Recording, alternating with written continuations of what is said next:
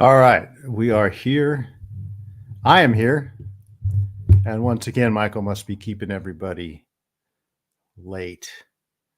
Don't see anybody in the comment section. So, Robin's here. Carrie, good morning. You are here. Good to see you guys this morning. This morning, as you can see, Chloe's here. Morning, Chloe. Okay. The faithful are here. How do I get up there? There we go. So what I wanted to talk about today is I read I didn't really read an article. I was listening to Albert Mohler, president of the Southern Baptist Theological Seminary. Maybe I'll share the screen here. And it was, this is a show he calls The Briefing. And this one was on, this is what's been happening this morning.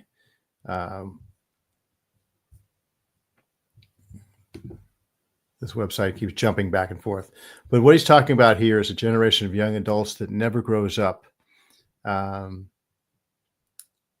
it's something I've noticed, being a parent, actually being a step parent that I am, and the challenges we faced in raising our son and our daughter, along with morning, Lucas.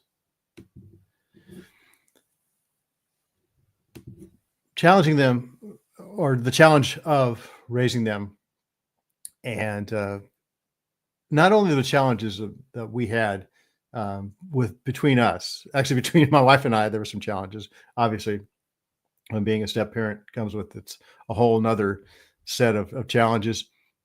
But we also had challenges by the influence of the kids around them. And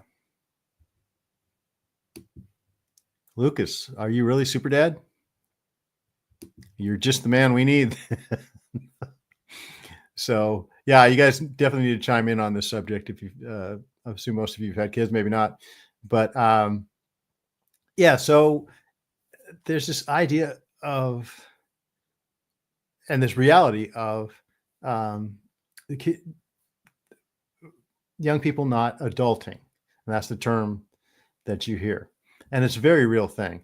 Actually, it didn't start with this generation of young people. I think it actually started with my generation of young people, and I think I was one of the early cases of a person not adulting. It took me a long, long time to grow up, but I'm a late baby boomer, and the changes in parenting styles really started with the baby boom generation, the parents of the baby boom generation, because they came off of the Depression and World War II. I've talked about this before, that they just decided that the world was going to, the world was different. The world actually was different.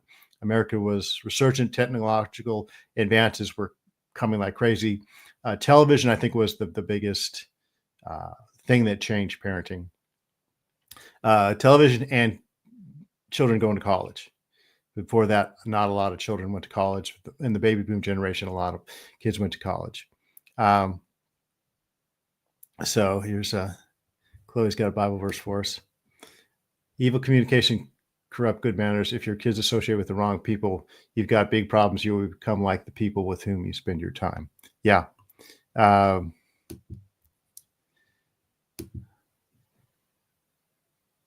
84. Okay, Lucas. I graduated college in 84, Lucas. So now we have our generation set here. Yeah, and there was just so many more other options. The concept and idea of a teenager didn't come along until after World War II. And so many things changed in that way. And the rest of us being the parents or the sons the children and the grandchildren of the greatest generation, or the World War II generation parents, that has filtered down into even worse parenting.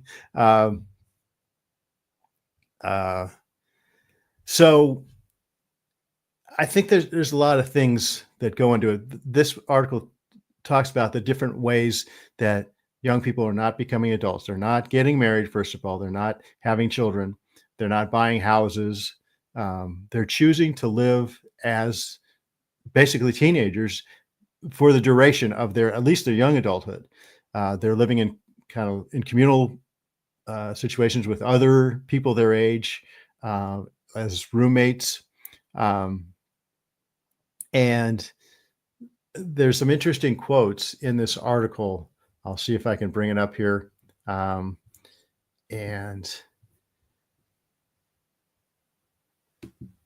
if you look, one of the things that was really telling, they talked about two people in this article.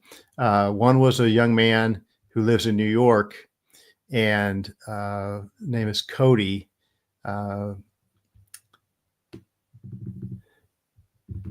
And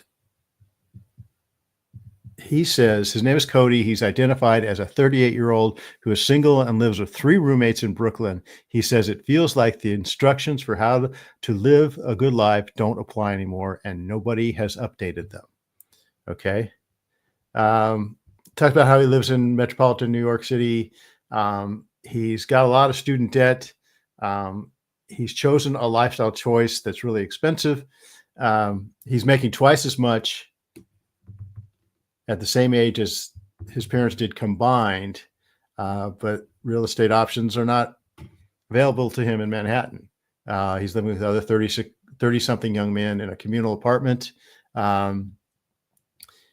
And he's just decided this is what it's going to be. There's no room for anything else in his life other than his job, his debt, and his apartment.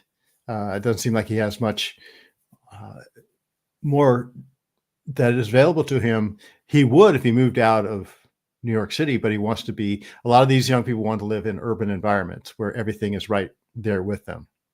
You also have a young woman who lives in the Los Angeles area. Says,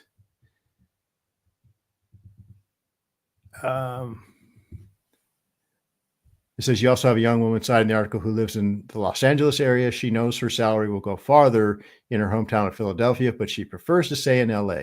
Inflation has raised the price of small luxuries such as her Spotify subscription, but she doesn't want to give them up. And then it says down here, this was kind of the key quote that was pulled out of this whole article. She says, and in an incredibly telling statement, she said this, and this is the concluding statement in the article: kids become the first priority. I'm still figuring out myself as a priority. Okay, so she doesn't want to have children because she hasn't figured herself out yet, and that goes back a long way. That goes back to the 70s, the me generation. I've got to find myself, and you somehow find yourself within yourself, which never happens. And what Al Mohler goes on to argue in his show is that we've somehow given our young people the idea that they have to be complete people before they can actually be married and have children. And okay, wait, Robin, here's the story. Okay, I have 4 children and met Kenton High School. I felt no need for that stupid piece of paper, and we have 4 children. I guess we shared them to have my last name and have his. All right.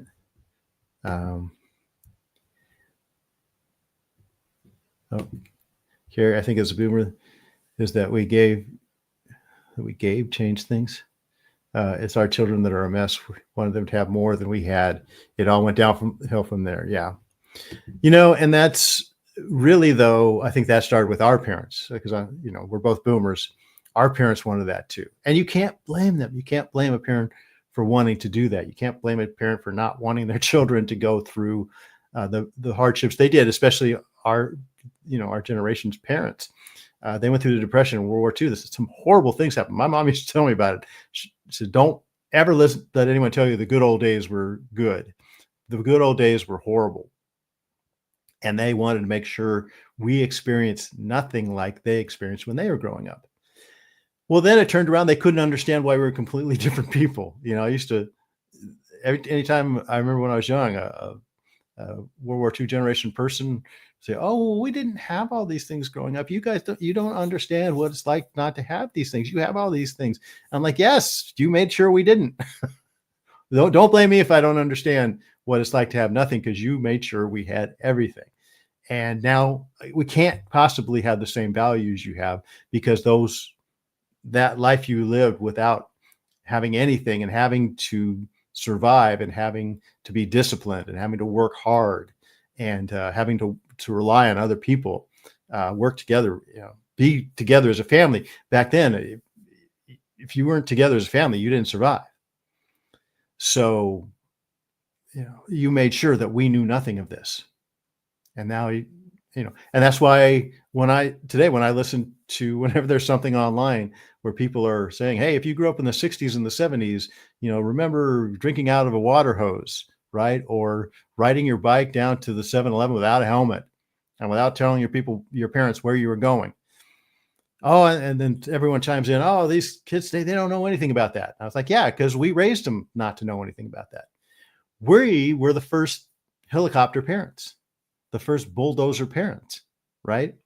And I think it's one of two things. It's partly this happened because of helicopter and bulldozer parenting. And Christians are I don't know if I can't say they're no better. Christians aren't much better. I had a conversation at church a couple weeks ago. A younger couple with a young son and daughter were there, and the son came up and was talking to them, and we started talking.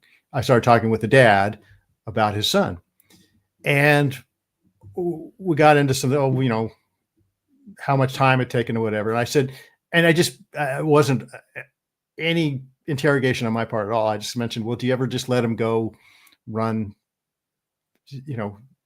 put him outside and say, go find something to do?" And the dad went, "Oh, no, that would mean he wasn't with us." And I just, I had to really watch myself and not say anything. And then about a couple of seconds later, the dad goes, "But maybe that would be good for him." And I just went, "Well, maybe so. It did. It was for us, right?"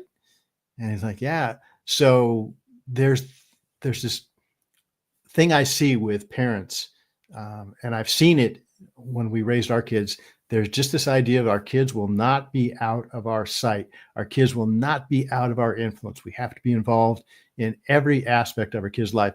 And I had a little bit of a philosophy when our kids were young. And again, I was hired to do this job. I was hired to be the dad, right? My wife was a widow with two young kids. And there were a lot of parents, use Little League as an example. Our son played Little League and high school baseball. He was a good baseball player. And there's a whole baseball culture, right? If your kid is in youth baseball or any youth sport now, to apply to any youth sport, it's a whole culture it's an entire lifestyle that families lead, especially if it's club sports. My goodness, it takes over your whole life. We have lost friendships because children were in club sports, because the parents devote all of their free time to whatever sport their children are in. God forbid they have two kids with two club sports. But I made a point, their parents that made every single game, every single practice, they would be at their kids. The parents would attend these, and I made a point to miss at least 2 or 3 games every season. And I just casually let our son know, "I got better things to do. I can't make all your games. Sometimes I've got more important things to do than your baseball game." And it was very radical. And another thing I did was when I picked them up from school, especially when they were in junior high, there were times when I would leave work and pick up the kids and drive them home when my wife couldn't.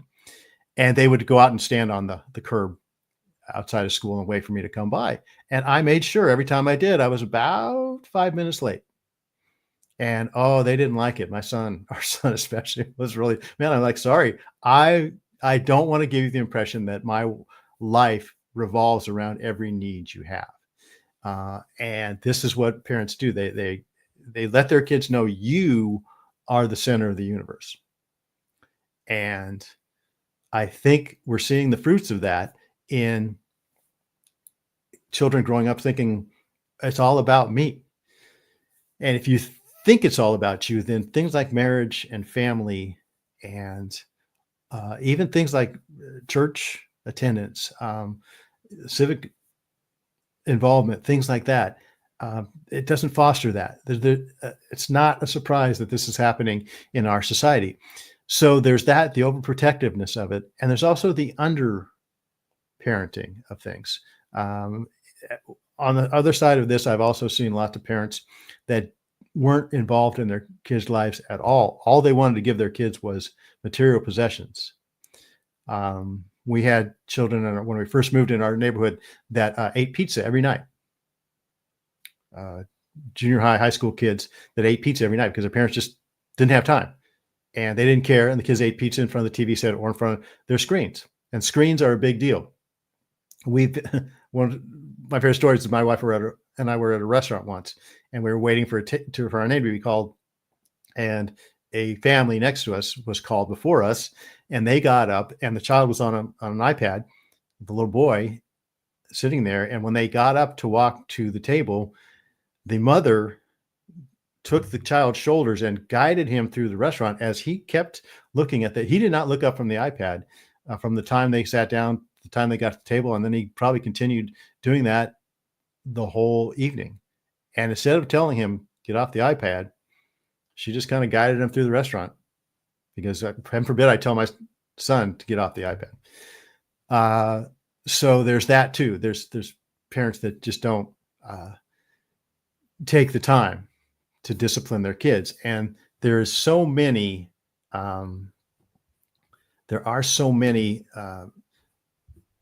Bible verses on how to raise your children. And so many of them involve discipline. And I'll try and bring up some here. And it's funny what we think of discipline. I know I was a teacher years ago, and discipline in the classroom was a dirty word. It was a bad word. So let me see if I can bring this up here.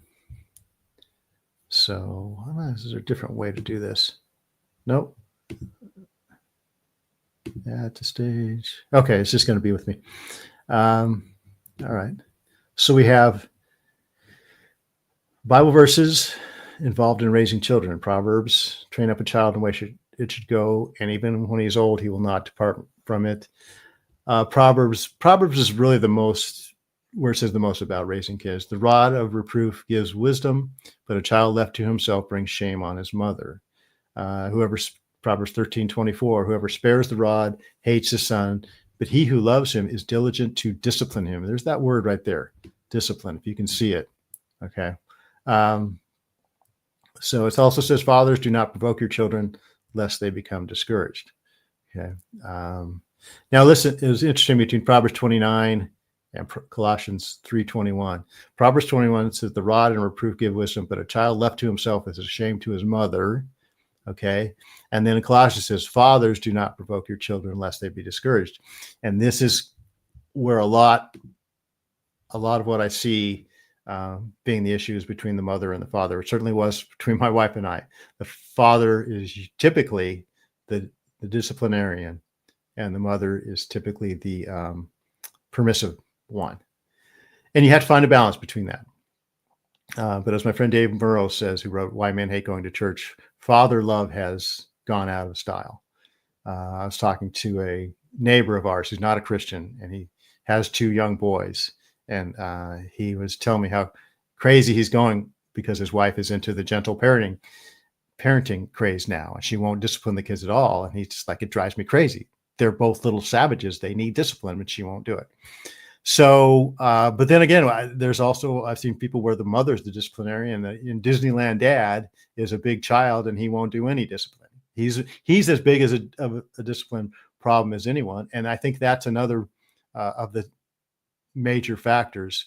And I've always said this, the reason I think we have so much of this kind of thing, of children failing to grow up, and also a lot of anxiety. I know so many children with anxiety problems.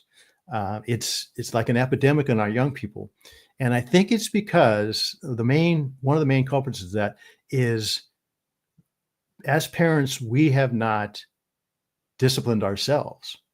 Not only are we not disciplined children, we don't discipline ourselves, and it comes out in so many different ways, especially with, like I said, the Disneyland dad, or the overly permissive mother, because neither one of them has grown up themselves.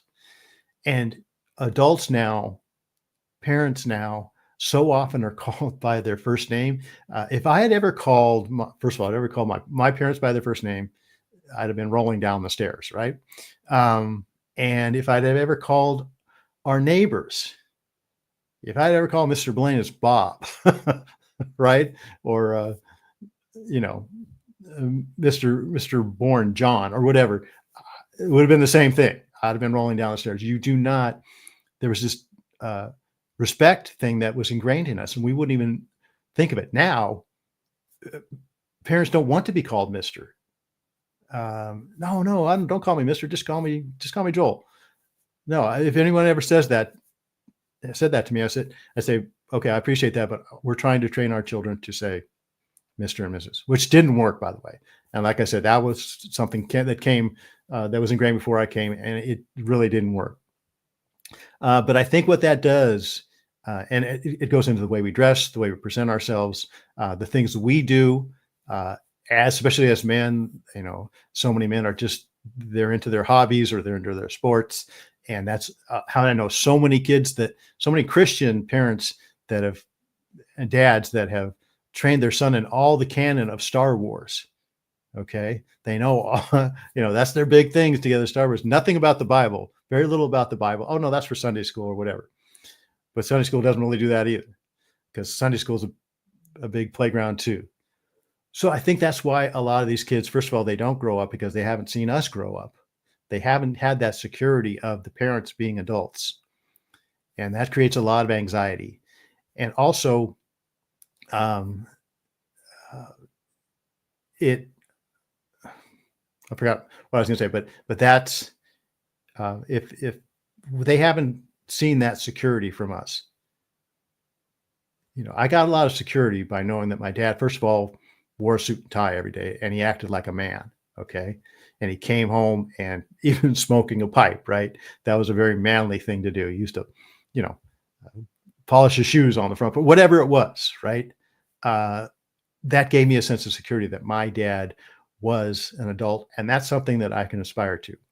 But now if you have dad wearing a football jersey with his hat on backwards to church, you don't have a lot we're not giving our kids a lot to aspire to, and we're not giving them the security that, mom and dad can handle things because they're adults. And when they see mom and dad, if they don't have that security and that assurance that mom and dad can handle things because they're adults, then they will grow up thinking they wouldn't have been given that assurance themselves. There's nothing in there to let that assurance that they can handle things grow too.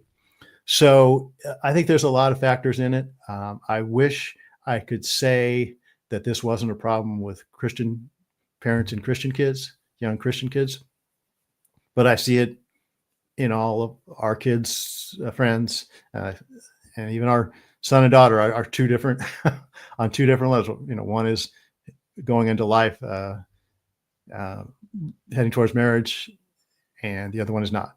So we've even seen this in our own family. It's a huge problem. It's a giant problem in the world. As Christians, we have the solution to this.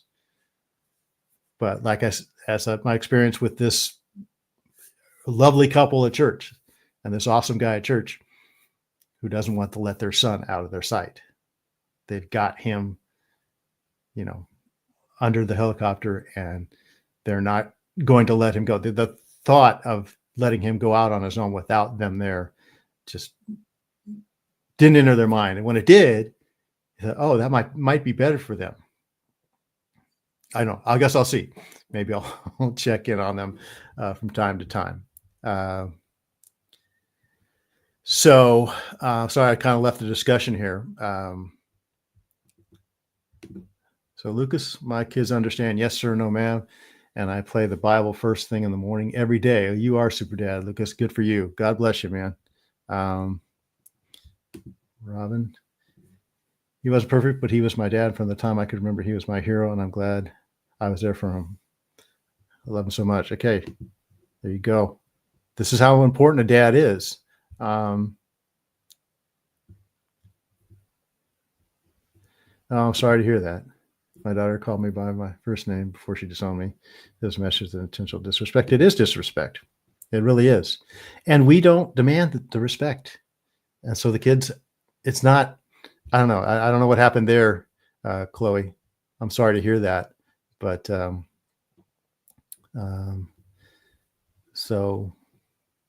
many parents will accept that and don't see it as disrespect. They see it as, I'm my son or daughter's best friend. Well, Dennis Prager said the commandments are for parents to love their children and for children to respect their parents. He goes, your children may not love you. Okay.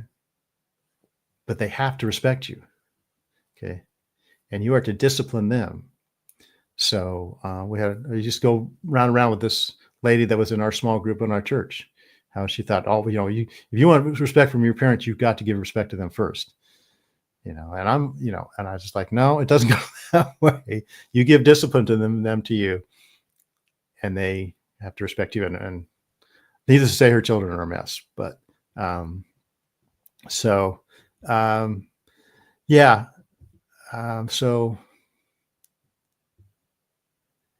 Let's see. Okay. Robin, you're talking about how your dad passed away. Good for you. He took care of your father the last 7 months of his life. Good for you.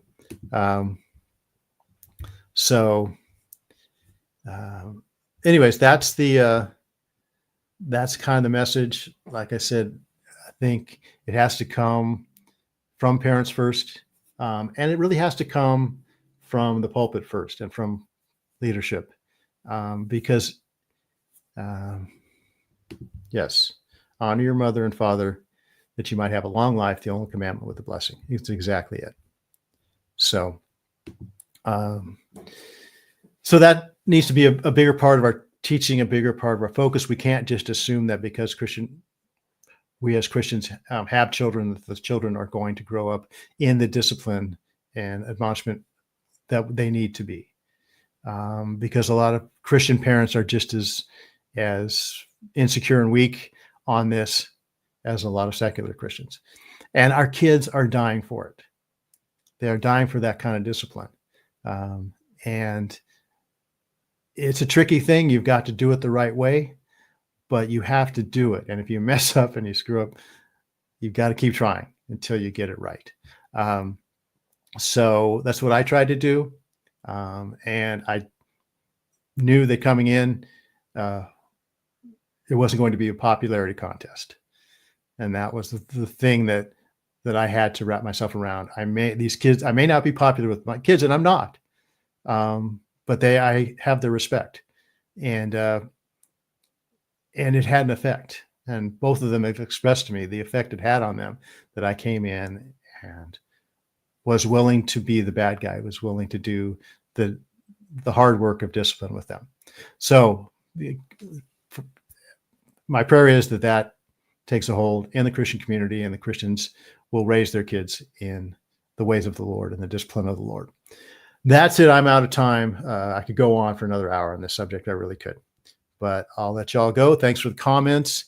And we'll see you tomorrow with Ben and Michael. All right.